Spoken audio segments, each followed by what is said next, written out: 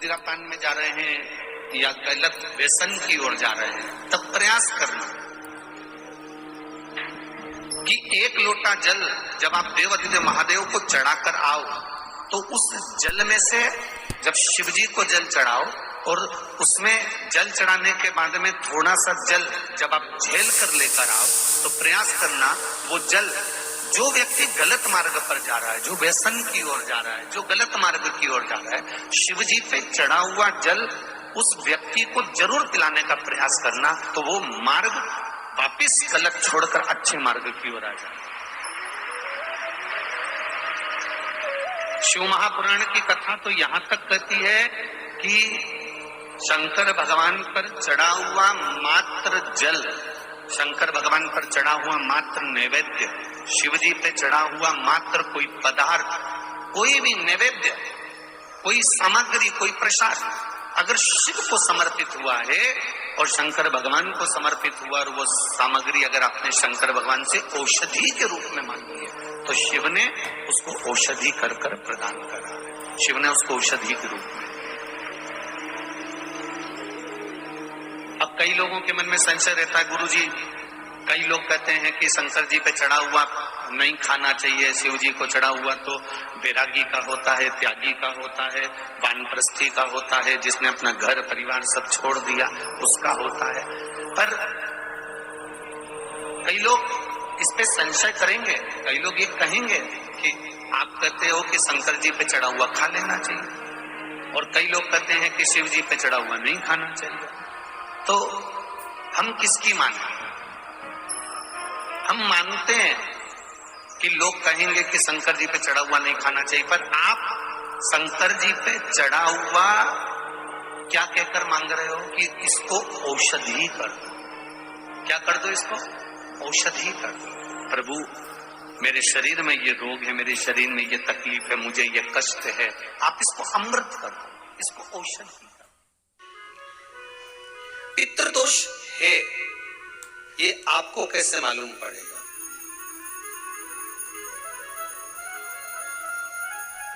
पितृ भूखे हैं इसका तो वर्णन हमने पहले कर दिया कि रात्रि को जब आप सोने के बाद में 1-1.5 घंटे बाद अगर आपकी नींद खुल जाए, 1 घंटा 1.5 घंटा आप सोइए, उसके बाद जो नींद खुली तो 1-1.5 घंटे तक अगर आपको नींद नहीं आ रही है, रात्रि को सोने के बाद में 1 घंटे बाद जब उठे तो आपको प्यास लग गई,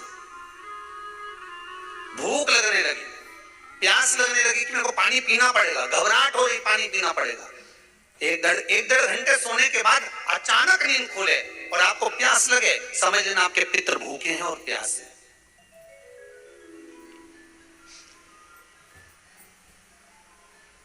वो भूखे और प्यास है, उनको जल की जरूरत है।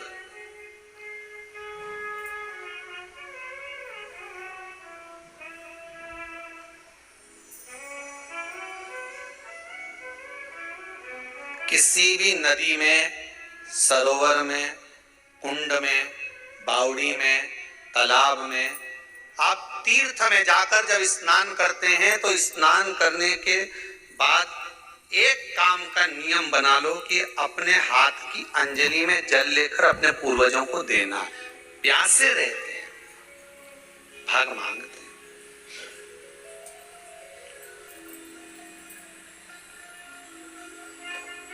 भाग प्राप्त करना। 3 वृक्ष पितरों के तुल्य हैं। नैमिषारण्य की कथा में भी कहा था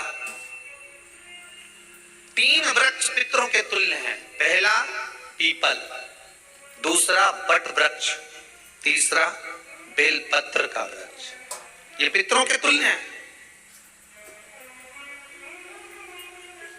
अगर आपको रात्रि में नींद नहीं आ रही है, ऐसा लगता है कि रात्रि को 1 घंटा 1.5 घंटा सोने के बाद कुछ गलत विचार आने लगते हैं, नींद सुबह 3 बजे तक 4 बजे तक नहीं आती, 4 बजे के बाद फिर नींद आती है, तो एक प्रैक्टिकल जरूर कर देखना।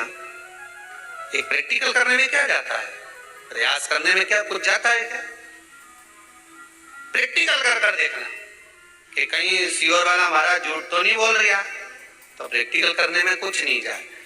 1 लोटा पानी लो, उसमें थोड़ा सा कच्चा दूध डाल लीजिए, बेलपत्री का पेड़ या पीपल का पेड़ या बट का पेड़, इन पेड़ के नीचे ले जाकर उस दूध को दोपहर में सुबह 10 बजे से लेकर 12 बजे के बीच में ले जाकर चढ़ा दीजिए। रात्रि को फिर ना आपको प्यास लगेगी ना भूख लगेगी, नींद एक बार लगी तो सुबह ही खुलेगी। प्रैक्टिकल करने में क्या जाता है? पानी डालने में तुम्हारा कुछ जाएगा? अरे बोलो तो सही। हाँ मैं 10 रुपया का दूध जरूर उसमें, और तुम तो इतनी चतुर हो, इतना सारा दूध थोड़ी डालोगी, तो 2 चीज बैठा लगेगी। कहा तुम इतना डालने वाली हो?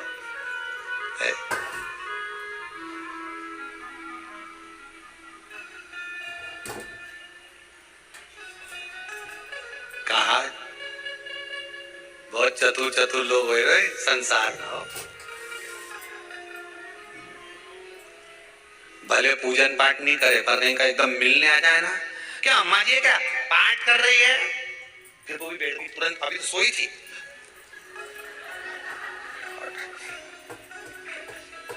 तुरंत क्यों पंडित जी हैं क्या, उनसे थोड़ा काम है, अभी माला जप रहे हैं। मालूम पड़े पंडित जी तो आराम से सेव फल खा रहे थे। अब प्लेट सोफा के नीचे घुसे,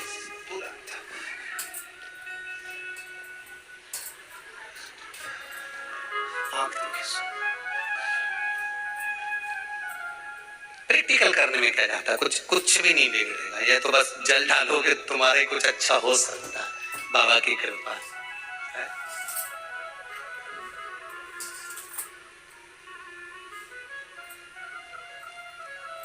3 वृक्ष पितरों के तुल्य हैं। पहला जम के बोलिए पीपल, दूसरा बट वृक्ष, तीसरा बेलपत्री का वृक्ष। 3 पीपल के वृक्ष में 52,000 ब्राह्मण एक साथ निवास करते हैं, इसलिए पितृतुल्य। बट वृक्ष ब्रह्मा जी के मस्तक से बना, इसलिए पितृतुल्य। और बेलपत्री का वृक्ष माता पार्वती जी के अश्रु से बना। जब आंसू गिरे थे माता जगत जननी जगदम्बा पार्वती के, उस समय पर पितृलोक में हलचल उत्पन्न हो गई थी। हमारी नातिन की आंख में आंसू कैसे आ गए? मैनावती की पुत्री है,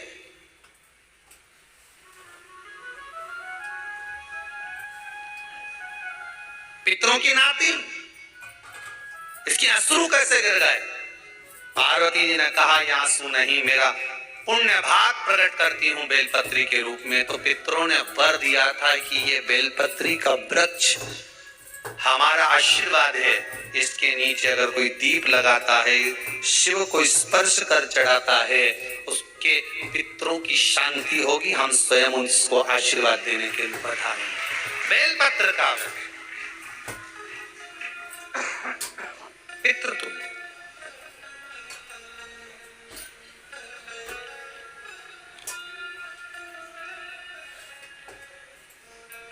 तो रात्रि को अगर भूख लग रही है, प्यास लग रही है, तो पितृदोष। दूसरा पितृदोष का लक्षण बताया, घर में कोई शुभ कार्य ना हो, वंश की वृद्धि ना हो। 1 रुपए कमाओ, 1.25 रुपए खर्च हो रहे हैं, पैसा 10 जगह से कमाई आ रही है पर घर में टिक नहीं पा रही है, आया गया, पितृदोष। जरा सी कटोरी पड़ी है उसके पीछे विवाद चालू हो जाए, पानी ढुल गया उसके पीछे विवाद हो जाए, या छोटी छोटी बात में घर में क्लेश मचा हुआ है, पितृदोष है। समझ लो हमारे पूर्वज हमसे खुश नहीं, प्रसन्न नहीं। कोई कहता है गुरुजी श्राद्ध बड़े बेटे को करना चाहिए कि छोटे को करना चाहिए? शिव महापुराण की कथा कहती है, अगर जायदाद का पूरा हिस्सा बड़े ने लिया हो और तुमने अपनी माता का दूध ना पिया हो तो एक ही को कर लेने दो। अगर माता का दूध पिया है और अगर एक अंगूठी भी ली है, जरा सा एक कपड़ा भी अगर सास का लिया है, तो श्राद्ध तो तुझे करना ही पड़ेगा, करना ही पड़ेगा।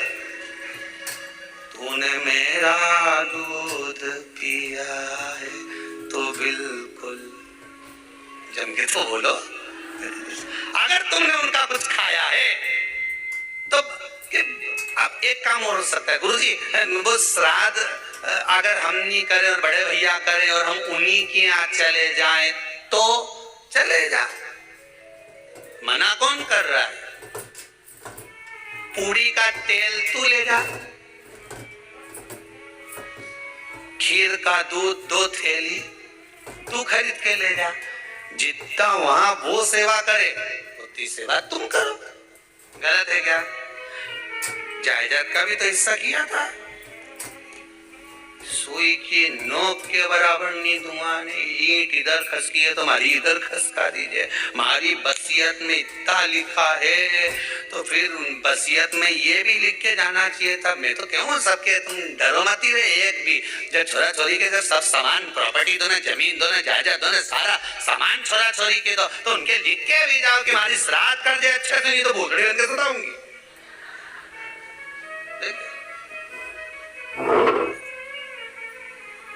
श्राद्ध करो। कितना दिया तुमको? बोलो, ईमानदारी से बोलना, कितना दिया? ढेरों। और एक बात बहुत अच्छे से कहूंगा, आप लोगों के जीवन में उतरे। अगर मायके में भाई, मायके में भाभी, मायके के लोग अगर आपके माँ बाप का श्राद्ध नहीं करते हैं तो बेटी भी अपने माता पिता का श्राद्ध कर सकती है। उसने भी दूध पिया है अपने माता पिता का, पर वो श्राद्ध का भोजन कौन कराएगा? बेटी का पुत्र हो, बेटी की पुत्री हो, वो कराए। और नाम वो नाना नानी का ले ले करे। अगर वो नहीं कर रहे हैं, वो नहीं समाते, वो नहीं जानते, तो आप करो, तो करे। 2 भाग होते हैं।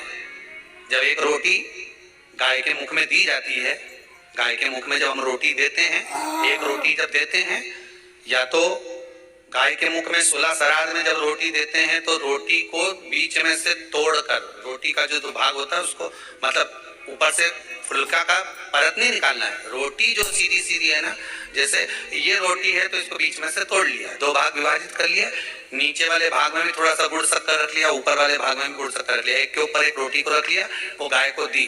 तो अपन श्राद्ध पक्ष में 2 पूड़ी का प्रमाण है कि गाय को 2 रोटी दी जाती है, कुत्ता को 2 रोटी दी जाती है।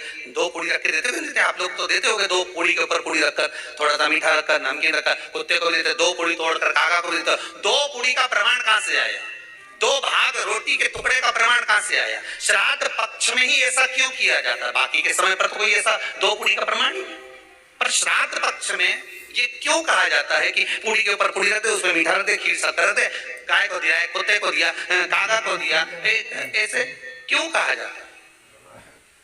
उसका कारण क्या होता है? उसका केवल एक कारण है, जो नारी ने भोजन का निर्माण करा है, जो घर की बहू भोजन बनाई है, जो घर की बेटी ने भोजन बनाया है, घर की माता ने भोजन बनाया है। महाराज, पिता पुरुष एक कुल को तारता है, बेटी 2 कुल को तारती है। जब श्राद्ध पक्ष में 2 भाग रोटी के कर कर गाय को देती है तो 1 भाग तो उसके ससुराल वालों को मिलता है, के को भी मिले, ससुराल को भी। जब गया जी का पिंड होता है तो नाना नानी सबका स्मरण कराया जाता है। 2 भाग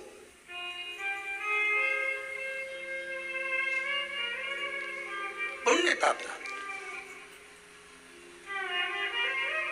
अब लोगों को मालूम तो है नहीं कि 2 पूड़ी क्यों रखते हैं, उसका कारण वर्णित है शास्त्रों। दोनों पक्ष तारने के लिए, दोनों पक्ष का स्मरण कराने के लिए। महाराज, बिंदु प्रेत योनि में पड़ा, चंचुला देवी उनके मोक्ष का प्रयोजन कर रही है, प्रयास कर रही है। क्या करा जाए कि इनको मोक्ष मिल जाए? कहा शिव महापुराण की कथा। पार्वती मैया की सहेली बन गई और पार्वती मैया ने